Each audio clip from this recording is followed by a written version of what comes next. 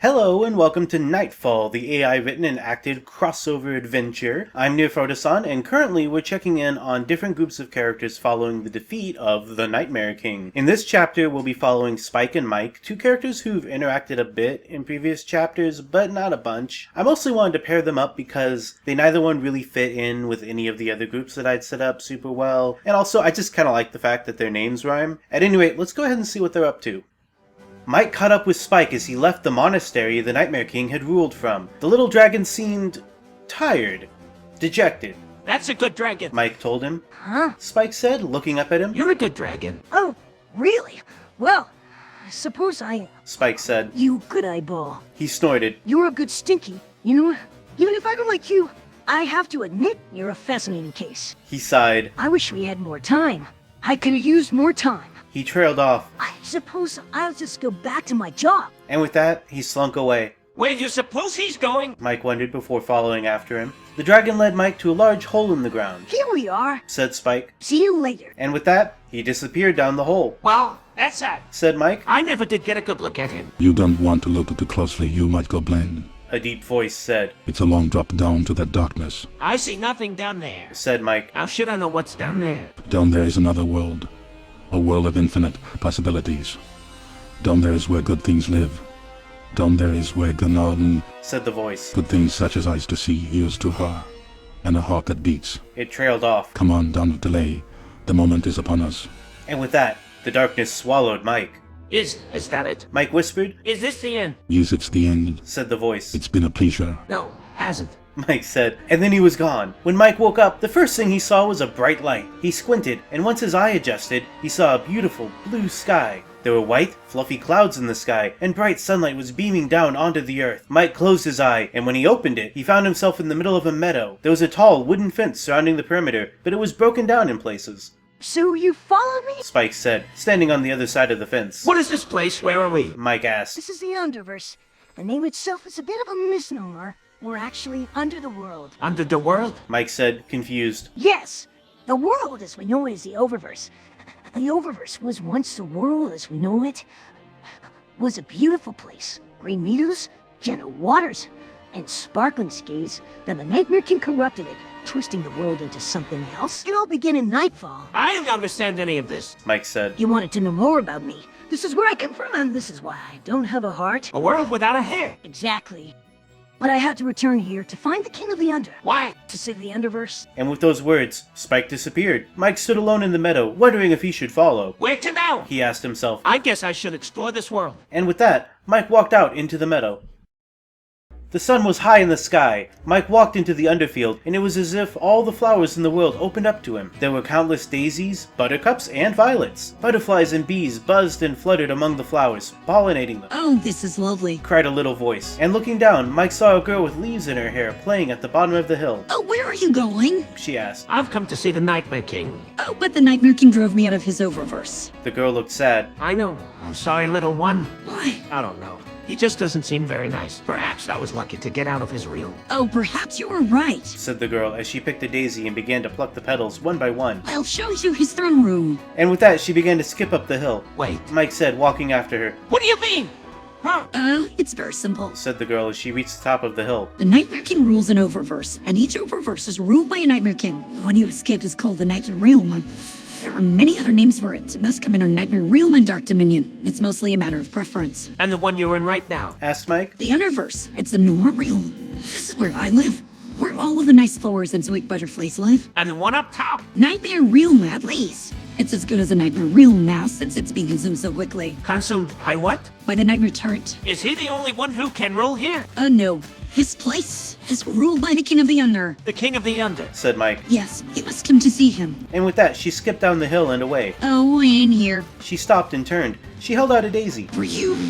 Mike took the flower, and it was like opening up the petals to a blue sky. He smiled and closed his eye, inhaling the sweet scent. Thank you. And Mike trotted after the girl, and she led him to a giant oak tree. Now you may enter. The girl's words proved true. A huge wooden door creaked open, and Mike trotted in. He was in a throne room. Spike was there, talking to a king on a throne. The king was a big, burly man. Spike looked up at Mike and said, Oh, it's you. I was getting so bored. What did you do to deserve this? asked the king. I killed the Nightmare King. Spike said. He was a great and powerful king, Said the king. but a monster. He'll be back, though there are always more nightmares. What happens to the Underverse?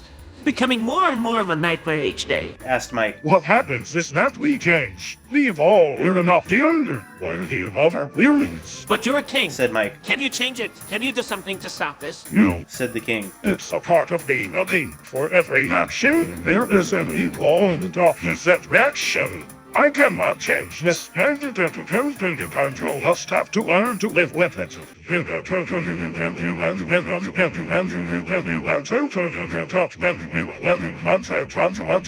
I see. Said Mike. You still haven't told me why we're here. You be here because you are here. Said the king. You killed the Nightmare King. That's not a very good reason. Said Mike. No, it's not. The king stood up. Come on.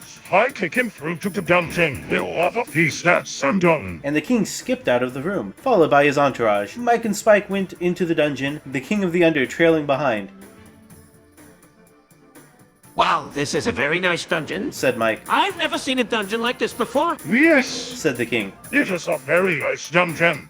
It was built 1,000 years ago. How come it's so nice? Asked Spike. Because I taxed the under to build it. Everything is in the service of the under. I could never live in a place like this. Said Mike. You won't if it please. You'll be a king someday. Said the king. What happens if you don't have any ears? Mike asked. Oh, I have a daughter. The king laughed. She'll be the next queen. Now let's feast together. Feast? Asked Mike. Yes, I have a special treat prepared. And the king of the under disappeared. Well, this is very strange. Mike was sitting at a table, eating a meal of meat and potatoes. I don't believe I've ever seen a king of the underserved food.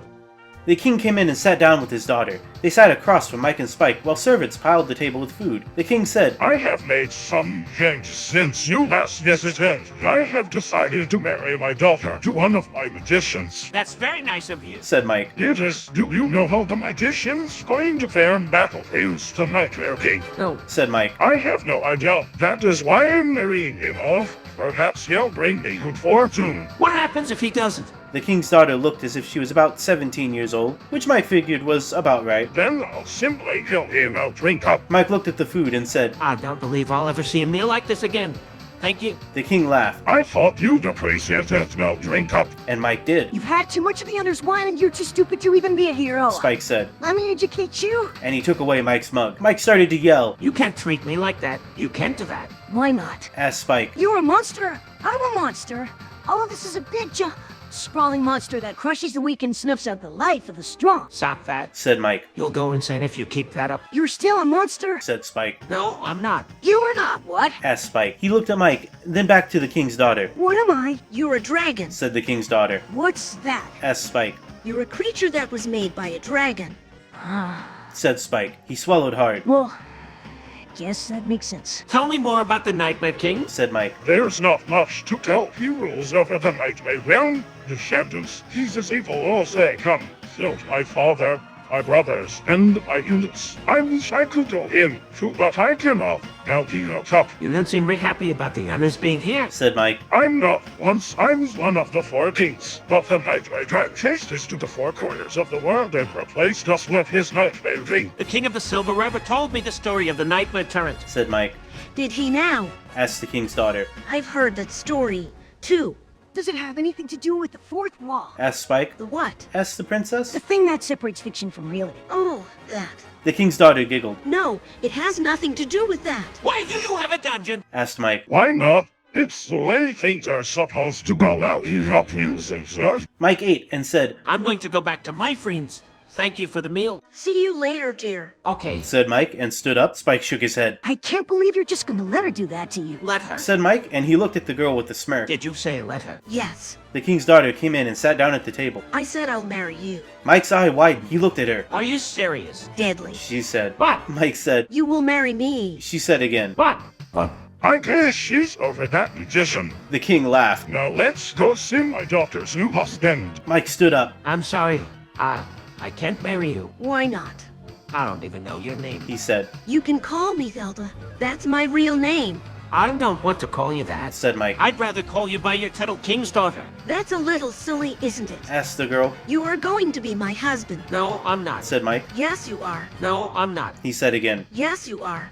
No, I'm not. He said a third time. You are going to marry me. And the girl stood up and came to Mike. She put her arm around his shoulder and guided him out of the throne room. When they reached the outside of the castle, Mike started running. I can't do this. I can't marry you. You can if you want. She said, running after him. It's up to you. He ran and kept running. He ran as far as he could until he reached a purple cloud. He ran behind it and found himself on a road. Where are you going? She asked. I don't want to marry you. He started running again, but she caught up to him and grabbed his arm. Stop doing this. Stop running. Let go of me. He twisted away, but she only held on tighter. When'd you ever stop? Cried Mike. I need to stop. She said. I need to think about things. What things? I don't know yet. She smiled. You'll see when the time comes. I'm not. He started to say, but stopped. I'm not marrying you. We can talk about it later. No, I can't. You have to go now. You have to go back inside the king. Don't talk like that. You're scaring me. She pulled away. You have to go now, please. You have to go back. I'm not going back. You must. No, You must. She shook her head and started to run away. I'm not going back. She kept running. You must. She stopped and turned toward him. What do you mean, must? You must go back. Why? She crossed her arms and started to frown. You won't come back. She shook her head. I don't come back. And you forget all about it, so forget that, too. No, you must go back. You have to, or else. He didn't finish the sentence. Or else what? Or else the world. He finished. She stopped and tilted her head. The world? You're scaring me again. No, I'm not. I'm trying to be serious. That's not how it works, Mike. You're scaring me. I'm not. Yes, you are. You're doing it right now. You're scaring me. No, I'm not. Yes, you are. And he continued to try to convince her to go back, but in the end, she just shook her head and turned away from him. He watched her run off and stood alone on the road. He was scared, and he didn't know why. There was nothing to be scared of, nothing at all. He traveled the road for a long time, and it was getting darker and darker. The cloud cover had moved in, blotting out the moon and stars. As he walked, he saw a light twinkle far off in the distance.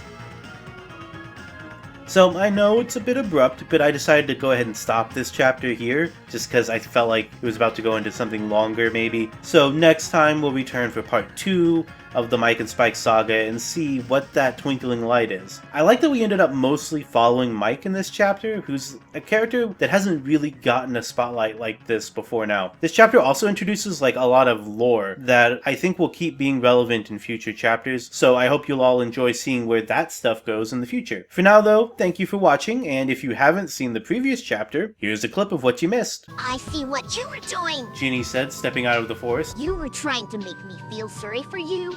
Well, I won't let you. Ginny marched up to him. I'm not going to let you do anything. Ginny grabbed him, lifted him up, and carried him in her arms. You're a real noble, Hedgie. She said, walking off. Let's go home.